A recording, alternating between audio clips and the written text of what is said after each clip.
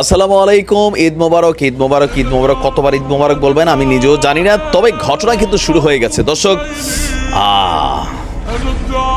আমার কি বলা হয় যে আসলে কিভাবে শুরু করি, যাই হোক, বেশি উত্তেজিত হইয়া কথা শুরু করলে হয় কি যে এআই প্রযুক্তি ধৈরা ফেলে আমি কি বলি, আমি ভাষাতে কিছুটা পরিবর্তন আছে নিশ্চয়ই ইতিমধ্যে আপনারা বুঝতেই পারছেন।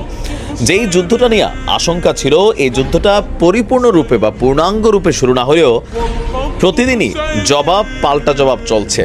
আর এটা ফিলিদের মতন অবস্থান না যে আমাদের ওই বীররা হতে একদিন বিশাল একটা শক্তি সাফল্য দেখাইছে কিন্তু পরবর্তী সময় এতটা পারে নাই, তারপর তারা তাদের জায়গা থেকে সর্বোচ্চ দিয়ে যাচ্ছে, ধন্যবাদ বা কৃতজ্ঞতা আদায় করছি। তবে এই লেবাননের হিজুরা কিন্তু একটু আলাদা টাইপের মানুষ। এদের নেটওয়ার্কিং বড়, মেশিনারিজ বেশি, লোকসংখ্যা বেশি, এমনকি এদের ক্ষমতা সব কিছু, বা লেবাননের সাথে যেন যুদ্ধ না লাগে এটা নিয়ে বারবার সতর্কতা দিচ্ছিল কে? আমেরিকা। বলছিল যে তোমাদের যে আয়রন ডোমগুলো আমরা দিছি বা তোমরা বানাইছো এগুলা কিন্তু এদের সামনে টিকবে না। আর এই কথাগুলা বলার পরপরই একজন কি বলা হয় যে সেনাপ্রধান, আমরা ধরতে পারি সেনাপ্রধানকে কিন্তু লেবাননে নির্দিষ্ট একটা গাড়িতে ক্ষেপণাস্ত্র হামলা চালিয়ে শেষ করে দিয়েছিল, শাহাদাত করেছিল। তো তারা বলছিল আমরা উত্তর দিব, উত্তর কিন্তু চলে আসছে। ইসলির সামরিক ঘাঁটিতে এবার সরাসরি পাঠাগা পাঠিয়েছে লেবাননের হিজুরা। এতে ইসলির আপনার বেশ কয়েকজন সেনা পটল তুলেছে।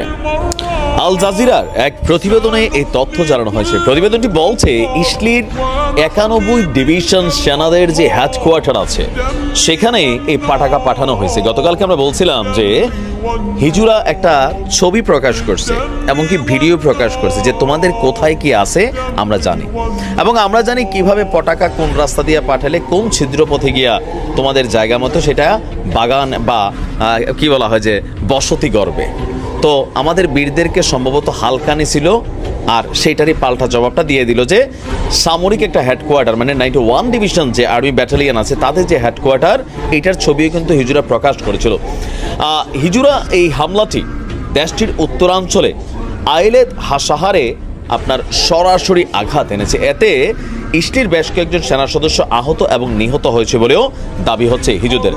এক বিবৃতিতে টেলিগ্রামে হিজুরা বলছে লেবাননের বেইকা জেলায় আল খায়ারা শহরে ইসলির হামলার জবাবে এই হামলা চালানো হয়েছে।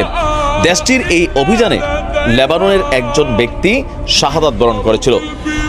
এই ঘটনার পর ইসলি বলছে তারা আয়মান ঘাতমেহ নামক এক ব্যক্তিকে শাহাদাত করেছে। আমি গতকালকে বলছিলাম তিনি আপনার মেশিনারিজগুলো সাপ্লাই করতো বীরদেরকে, আমাদের ফিলির বীরদেরকে, ইভেন লেবাননে থাকা বীরদেরকেও। আচ্ছা, এখন আমরা যদি দেখছি এরপরে, আচ্ছা এই ঘটনার পর একটা ছবিকে রিপোস্ট করেছে হিজুরা। তো রিপোস্টে কি কোনটা করছে? প্রকাশিত ছবিতে দেখা যাচ্ছে চিহ্নিত করা হয়েছে কয়েকটা জায়গার মধ্যে নেগেভ মরুভূমিতে অবস্থিত ইসলির দিমোনা পরমাণু চুল্লি। এদের রাজধানীর বেন গুরিয়ান বিমান ঘাঁটি এবং নেভাতিম বিমান ঘাঁটি, সম্ভবত এগুলো পরবর্তী সময়ের পাঠাকা যাবে।